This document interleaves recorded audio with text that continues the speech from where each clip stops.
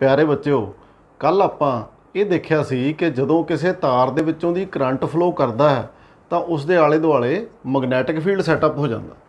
तो magnetic field setup होने का केवल इक्को ही कारण हुंदा, चाहे वो साडे बार मैगनेट होण तां कारण सिर्फ इक्को ही हुंदा जो कि करंट फ्लो कर रहा हुंदा। ते जिहड़े मटीरीअल्स ने जिवें साडा बार मैगनेट हो गया उन्हां दे विच इंट्रिंसिक मैगनैटिक डाईपोल मूवमेंट्स हुंदियां ने which were also due to the rotation of electrons. Electron rotate करते हैं अपने ऑर्बिट्स दे विच ते वो भी करंट छोटे छोटे कॉन्स्टीट्यूट करते हैं, छोटे छोटे करंट एलीमेंट बन जाते हैं तो उन्हां दे नाल जो मैगनेट बनते आ तो that magnetic field of a bar magnet is also a consequence of the current. So ये गल असी दिमाग च रखनी है हमेशा। तो हुण अज असी देखांगे कि जिहड़ी तार दे आले दुआले असी मैगनैटिक फील्ड कल वाले लैक्चर च देखिया सी, उस तार नूं जेकर असी गोल करके एक रिंग वर्गी शक्ल बना लीए, जिस तरह मैं बोर्ड ते तुहानूं बना के दिखाउणा। सो जेकर उहदी शक्ल असी इस तरीके नाल बना लीए तो इहदे एक्सिस दे उत्ते जो कि ऑबजरवेशन पॉइंट साडा पी होएगा तो एक्सिस दे उत्ते इहदा मैगनैटिक फील्ड कितना होएगा। सो इत्थे असी एक्स एक्सिस चूज करते हैं इधरले पासे, वाई एक्सिस साडा उपरले पासे नूं ते Z एक्सिस साडा इधरले पासे नूं, जिन्हों असी बोर्ड दे उत्ते इदां बनाया। हुण इस तार दे विचों दी जिन्हों दोने पासे असी जोड़िया होया, सपोज कर लीए साडा करंट लंघदा है जो ओह आई लंघदा है तो यह मुड़ के अगे नूं आउंदा वापस इधरले पासे। So this is the origin ते रेडियस ऑफ दी कोयल जो है, radius of the circular loop जो है, let it be capital R. इधरले पासे भी इन्ना ही होएगा, इधरले पासे नूं भी इन्ना ही होएगा। एंड करंट साडा आई इस सर्कुलर लूप दे विचों दी लंघ रहा। आम तौर दे उत्ते इहनूं असीं सर्कुलर रिंग भी कह दिंदे आ, करंट कैरिंग सर्कुलर रिंग। असीं इहदा हुण मैगनैटिक फील्ड देखना बई इस लाइन दे उत्ते जो कि इहदे एक्सिस दे विचों दी पास करदी आ, इत्थे पी पॉइंट दे उत्ते जिहड़ा सेंटर तो एक्स डिस्टेंस दूर ते आ ते उत्थे मैगनैटिक फील्ड दी वैल्यू कितनी होएगी। सो आओ हुण असीं इस चीज़ नूं समझीए एक छोटे जिहे TLM दे थ्रू। ये साडे कोल असीं एक छोटा जिहा डैमो देण लई तुहानूं बनाया। इहदे विच एक तार नूं जिहड़ी कि वाइट वायर आ तां ओह तुसीं देख सकदे हो ध्यान नाल। इहदे विच मैं निशान लगाए ने जिधरले पासे करंट फ्लो कर रहा, तो मैनूं उम्मीद आ भी तुहानूं विजिबल होणगे ये साइनस। इधरले पासे दी करंट उपर नूं जा रहा तार दे विचों दी, ते उपरों इधरले पासे नूं, ते इधरले मेरे वाले पासों ये नीचे नूं जा रहा। सो हुण असीं ये देखीए कि राइट हैंड थंब रूल दे नाल जेकर असीं करंट नूं अंगूठे वल रखदे आ ते फिंगर साडीआं इदां करल करदियां ने, तां इहदा मतलब इस तरीके दा मैगनैटिक फील्ड जिहड़ा मैं कुछ बैंगल्स की हैल्प के नाल बनाया होया ये आले दुआले होवेगा। तो हुण असीं फाइंड की करना चाहुंदे आ, असीं फाइंड करना चाहुंदे आ भी इहदे एक्सिस दे उत्ते, इहदे एक्सिस दे उत्ते, इहदे एक्सिस दे उत्ते असीं मैगनैटिक फील्ड फाइंड करना। इत्थे साडा ऑबजरवेशन पॉइंट पी आ जो असीं बोर्ड दे उत्ते शो कीता होया। हुण ਇਹਨੂੰ फाइंड करन दे लई जिवें असीं बायोट सैवर्ट ला दे विच कीता सी, असीं रिंग दे टॉप दे उत्ते एक करंट एलीमेंट कंसिडर कर लैंदे आ जिहदी लेंथ साडे कोले DL होएगी, ते इस DL लेंथ दे विचों दी I करंट लंघ रहा होवेगा ते साडा करंट एलीमेंट बन गया बच्चों IDL। IDL तो लैके ऑबजरवेशन पॉइंट का जो डिस्टेंस असीं उपरले पासे वाली लाइन आ ये मान लैंदे आ। हुण इत्थे ज़्यादातर प्रॉब्लम जो आउंदी आ वो ये आउंदी आ कि मैगनैटिक फील्ड का असीं मैगनीट्यूड तो लिख लैंदे आ बायोट सैवर्ट ला दे नाल, पर डायरैक्शन नहीं सानूं समझ लगदी। हुण असीं ध्यान नाल देखीए डायरैक्शन फाइंड करन लई असीं की देखना है, असीं देखना है आईडीएल दी डायरैक्शन जिहड़ी कि मेरे वल नूं होएगी ते आर, ये दोने किहड़े प्लेन दे विच लाई करदे आ। वैसे भी जेकर तुसीं इस डायग्राम नूं देखो, इस मॉडल नूं देखो, ਤਾਂ ਮੈਗਨੈਟਿਕ ਫੀਲਡ ਦੀ ਡਾਇਰੈਕਸ਼ਨ ਜੇਕਰ ਅਸੀਂ ਇਹਦੇ ਸੈਂਟਰ ਤੇ ਦੇਖਣੀ ਹੋਵੇ ਤਾਂ ਅਸੀਂ ਇੱਥੇ ਟੈਂਜੈਂਟ ਬਣਾਵਾਂਗੇ, ਤਾਂ ਟੈਂਜੈਂਟ ਸਾਡਾ ਇੱਧਰ ਨੂੰ ਹੋਏਗਾ ਇਸ ਡਾਇਰੈਕਸ਼ਨ ਦੇ ਵਿੱਚ। ਸੋ ਇਸ ਲਈ ਜਦੋਂ ਅਸੀਂ ਇਸ ਜਗ੍ਹਾ ਦੇ ਉੱਤੇ ਸਕਰੂ ਰੂਲ ਲਾਵਾਂਗੇ ਤਾਂ ਸਾਡੇ ਕੋਲੇ ਜੋ ਪਲੇਨ ਹੈ ਉਹ ਥੋੜਾ ਜਿਹਾ ਟੇਢਾ ਬਣਦਾ, ਤੇ ਜਦੋਂ ਆਈਡੀਅਲ ਮੇਰੇ ਵਾਲੇ ਪਾਸੇ ਨੂੰ ਹੋ ਗਿਆ ਤੇ ਆਰ ਸਾਡੀ ਇੱਧਰ ਨੂੰ ਹੋ ਗਈ। ਸੋ ਆਈਡੀਅਲ ਤੇ ਆਰ ਦੇ ਵਿੱਚ ਤੁਸੀਂ ਸਕਰੂ ਰੱਖ ਕੇ ਉਹਨੂੰ ਘੁਮਾਵੋਗੇ, आईडीएल इधर नूं ते आर साडी इधर नूं, विचाले ਸਕਰੂ रखांगे IDL cross R, then it will go like this, मतलब इत्थों टेढ़ा। सो इस चीज़ की हैल्प दे नाल मैनूं उम्मीद आ भी तुहानूं ये आर्टिकल बारे काफ़ी जानकारी प्राप्त होवेगी। तो आपां हुण इहनूं बोर्ड ते करके देखदे हां भी किस तरीके दे नाल साडा magnetic field eight A point on the axial line, ring के विचाले की यह लाइन लंघ रही है, इहनूं असीं एक्सिस कहांगे। इस एक्सिस के उत्ते पॉइंट किते भी लै सकते हैं, उहनूं ही असीं एक्सियल पॉइंट कहांगे। सो एक्सियल पॉइंट ते मैगनैटिक फील्ड कढांगे, उस तो बाद असीं इहदे सेंटर ते भी देखांगे भी कितना मैगनैटिक फील्ड आएगा। असीं की करते हैं, असीं इत्थे उपरले पासे एक करंट एलीमेंट ए बी जिस दी लेंथ डी एल होवे ते डी एल की डायरैक्शन आ इधरले पासे नूं, तो ਉਹਨੂੰ ਅਸੀਂ ਮੰਨ ਅਜ਼ਿਊਮ ਕਰ ਲੈਂਦੇ ਹਾਂ ਤੇ ਇਹਦਾ distance up to observation point let it be R vector. So it will serve as a displacement vector. So ਇੱਥੋਂ ਅਸੀਂ ਹੁਣ ਦੇਖੀਏ ਸਾਡਾ ਮੈਗਨੈਟਿਕ ਫੀਲਡ ਦੀ ਡਾਇਰੈਕਸ਼ਨ ਕਿੰਨਾ ਹੋਏਗਾ ਤੇ ਕਿੱਧਰ ਨੂੰ ਹੋਏਗਾ। ਸੋ क्योंकि छोटे एलीमेंट का मैगनैटिक फील्ड आ, सो इस करके असी इहनूं लिखांगे डी बी वैक्टर। पहला इहदा मैगनीट्यूड लिखते हैं, फिर इहदा डायरैक्शन लिखांगे। So it will be according to Biot-Savart's law mu not upon 4 pi I D L cross R divided by R cube.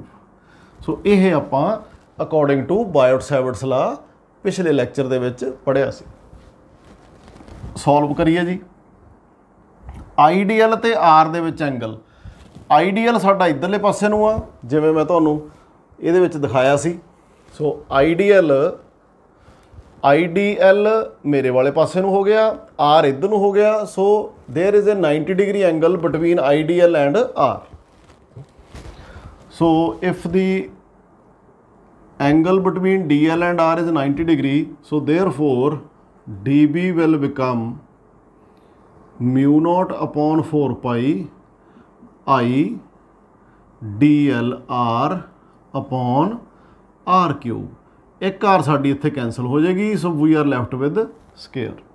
So in next step DB will be equal to mu naught upon 4 pi I DL upon R square। ਹੁਣ ਅਸੀਂ ਇਹਦੀ direction ਬਾਰੇ ਲਿਖੀਏ ਵੀ ਇਹ ਕਿੱਧਰ ਨੂੰ ਹੋਏਗਾ along. ਜਿਵੇਂ ਕਿ ਆਪਾਂ ਪਹਿਲਾਂ ਦੇਖਿਆ ਮਾਡਲ ਦੀ ਹੈਲਪ ਦੇ ਨਾਲ। ਸੋ DB ਦੀ direction will be perpendicular to the plane containing IDL and R. IDL ਤੇ ਆਰ ਦਾ ਪਲੇਨ ਆ ਜੋ ਉਹ ਇਦਾਂ ਸੀ ਤੇ DB ਸਾਡਾ ਇੱਧਰ ਨੂੰ ਹੋਏਗਾ। ਸੋ this will be the direction of DB। ਸੋ ਇੱਥੇ ਅਸੀਂ P ਪੁਆਇੰਟ ਸੀਗਾ ਜੀ, ਸੋ ਇੱਥੇ ਅਸੀਂ ਮੰਨ ਲੈਂਦੇ ਹਾਂ ਇਹਦਾ point M। So it is along PM। Angle ਅਸੀਂ ਇੱਥੇ ਮੰਨਦੇ ਹਾਂ R ਤੇ X ਦੇ ਵਿੱਚ ਥੀਟਾ, ਤੇ we will make a component of DB। So ਇੱਕ ਕੰਪੋਨੈਂਟ ਇਹਦਾ ਇੱਧਰ ਨੂੰ ਬਣ ਜਾਏਗਾ ਜੀ, ਇੱਕ ਕੰਪੋਨੈਂਟ ਸਾਡਾ ਇੱਧਰਲੇ ਪਾਸੇ ਬਣ ਜਾਏਗਾ। ਇਹਨੂੰ ਅਸੀਂ ਕਹਾਂਗੇ DB X, क्योंकि X कंपोनेंट आ, ये साडा परपेंडिकुलर कंपोनेंट आ। सो DB परपेंडिकुलर। हुण इत्थे एक गल खास याद रखनी आ, किते भी एंगल्स की गल होवे इदां दी, जिन्ना एंगल दो लाइनां दे विचकार हुंदा उन्हां दे परपेंडिकुलरस दे विच भी उन्ना ही एंगल हुंदा। मतलब जेकर साडे कोले दो लाइनां होण ਤਾਂ ਅਸੀਂ ਦੋਨਾਂ ਦੇ ਉੱਤੇ ਪਰਪੈਂਡੀਕੂਲਰ ਬਣਾ ਲਈਏ ਤੇ ਉਹ ਦੋਨੇ ਪਰਪੈਂਡੀਕੂਲਰ ਆਪਸ 'ਚ ਕੱਟ ਕਰਨ ਤਾਂ cutting angle will be also the original angle between the lines. ਸੋ ਇਹਦਾ ਮਤਲਬ ਆਰ ਦੇ ਪਰਪੈਂਡੀਕੂਲਰ ਸਾਡੇ ਕੋਲੇ ਡੀ ਬੀ ਹੋਇਆ ਤੇ ਐਕਸ ਦੇ ਪਰਪੈਂਡੀਕੂਲਰ ਸਾਡੇ ਕੋਲੇ D B perpendicular component. So therefore we will get theta angle over here. ਹੁਣ ਇੱਥੇ ਅਸੀਂ ਧਿਆਨ ਨਾਲ ਦੇਖੀਏ ਬਈ ਸਾਡੇ ਕੋਲ ਜੋ ਡੀ ਬੀ ਦੀ ਵੈਲਿਊ ਹੈ ਇਸ ਦੇ ਦੋ ਕੰਪੋਨੈਂਟ ਨੇ। ਇੱਕ ਤਾਂ ਸਾਡਾ component along x axis, so one component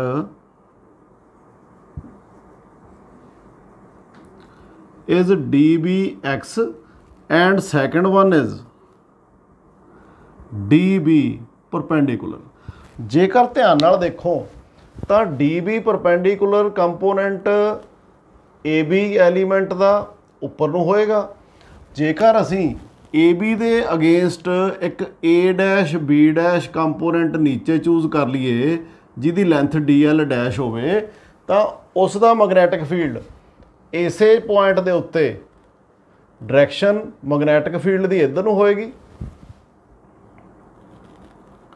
and its perpendicular component will be like this. X ਵਾਲਾ ਕੰਪੋਨੈਂਟ ਜੋ ਹੈ ਉਹ ਐਕਸ ਐਕਸਿਸ ਵਾਲੇ ਪਾਸੇ ਹੀ ਹੋਏਗਾ। ਸੋ ਇੱਥੇ ਸਾਡੇ ਕੋਲੇ ਡੀ ਬੀ ਡੈਸ਼ ਹੋਏਗਾ ਤੇ this will be the perpendicular component. ਸੋ ਇਹਦਾ ਮਤਲਬ ਇਹ ਹੋਇਆ ਕਿ ਜੇਕਰ ਅਸੀਂ ਇੱਧਰਲੇ ਪਾਸੇ ਵਾਲਾ ਕੰਪੋਨੈਂਟ ਦੇਖਾਂਗੇ ਕਰੰਟ ਐਲੀਮੈਂਟ ਉਹਦਾ ਪਰਪੈਂਡੀਕੂਲਰ ਕੰਪੋਨੈਂਟ ਇੱਧਰਲੇ ਪਾਸੇ ਵਾਲੇ ਨਾਲ ਕੈਂਸਲ ਹੋਏਗਾ, ਇਹਦਾ ਪਰਪੈਂਡੀਕੂਲਰ ਕੰਪੋਨੈਂਟ ਦਾ ਐਸ ਪਰਪੈਂਡੀਕੂਲਰ ਕੰਪੋਨੈਂਟ ਨਾਲ ਕੈਂਸਲ ਹੋ ਜਾਏਗਾ। So D B perpendicular component ਸਾਰੇ ਐਲੀਮੈਂਟਸ ਦੇ ਜਦੋਂ ਅਸੀਂ ਸਮ ਅਪ ਕਰਾਂਗੇ they will cancel with each other.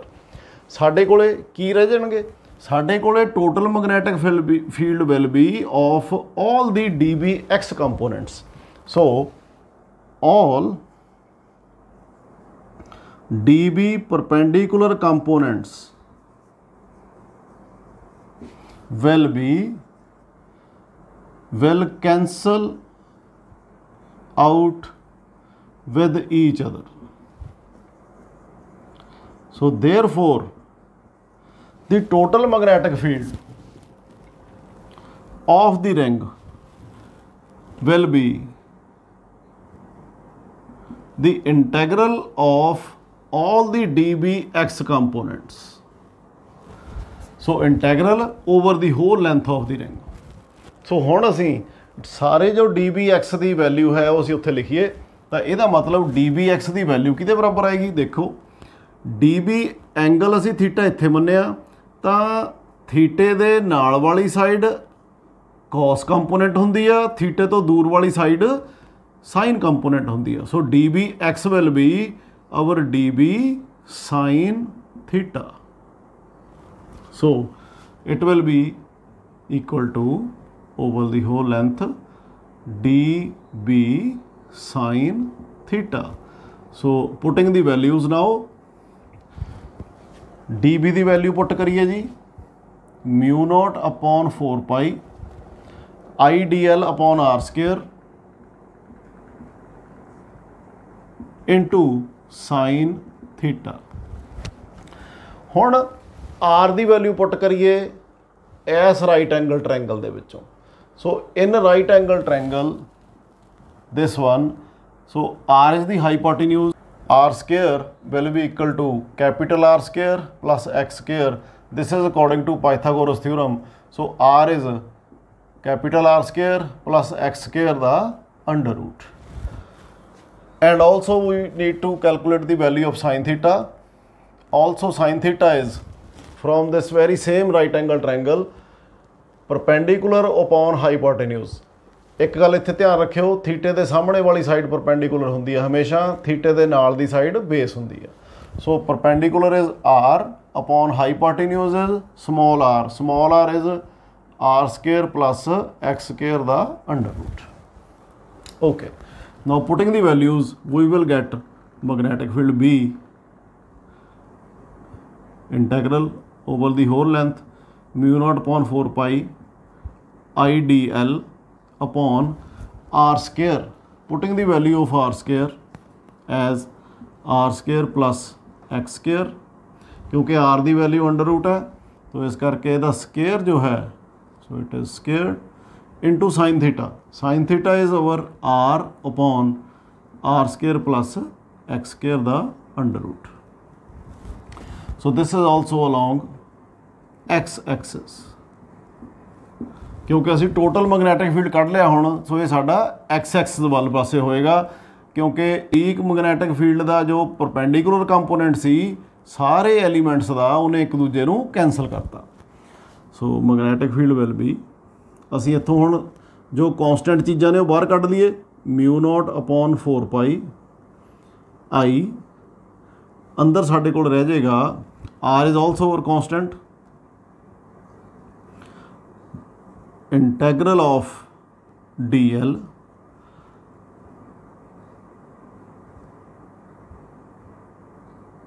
Upon are square plus x square, इत्थे पावर साडे कोले अंडर रूट नाल कैंसल होकर एक बनेगी, इत्थे half, so it will be 3/2 along x axis.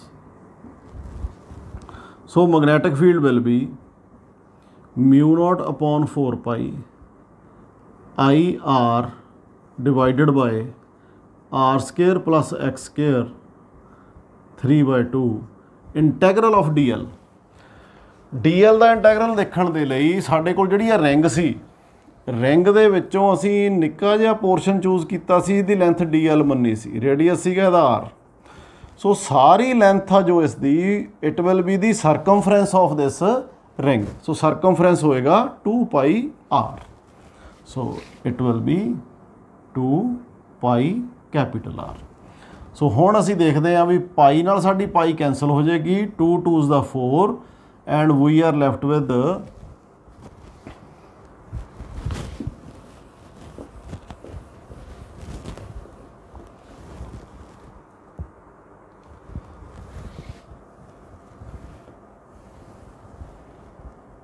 B equal to mu naught I are square divided by 2 are square plus x square raise to power 3/2। So this will be our magnetic field at point P। हुण असी देखिए बई यह value साडी centre of the ring ते, एक बारी फिर इस मॉडल नूं देखिए, ध्यान नाल देखो, जे इहनूं मैं इदां फड़दा, strength of the magnetic field will be more over here. So असी चैक करिए, जेकर असी इस पॉइंट नूं सेंटर ते लै आईए तो साडा जो एक्स है, सो एक्स साडा 0 हो जाएगा। So at the centre of the ring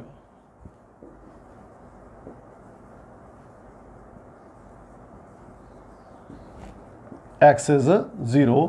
so magnetic field will be mu naught I are square divided by 2 are square plus 0 square raise to power 3/2।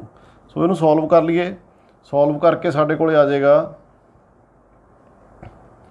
Mu naught I are square divided by 2 are square, square नाल साडा 2 cancel हो जाएगा, cube. सो नीचे साढ़े को एक r रह जाएगी। So the result will B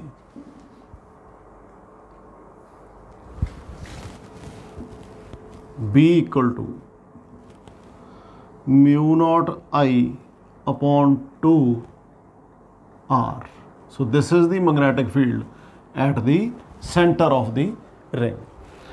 हुण जेकर असी सेंटर ऑफ द रिंग दे, क्योंकि मैग्नेटिक फील्ड दिखाई तो दिंदा नहीं, सो जेकर सेंटर ऑफ द रिंग तो अंदाज़ा लाना होवे कि मैग्नेटिक फील्ड की डायरैक्शन किधर नूं होएगी, सो वो असी बड़े ईजीली अंदाज़ा लगा सकते हैं। जेकर साढ़े कोल रिंग नूं मैं इस तरीके नाल रख लवां तो करंट की डायरैक्शन इदां होवे,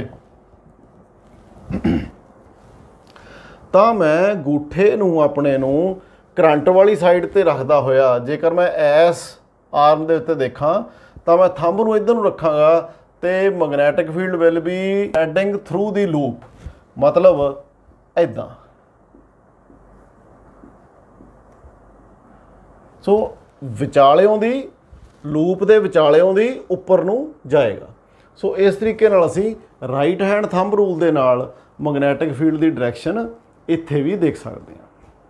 सो बच्चों यह सीगा साडा magnetic field at an point at axial line of a current carrying circular loop और सर्कुलर रिंग।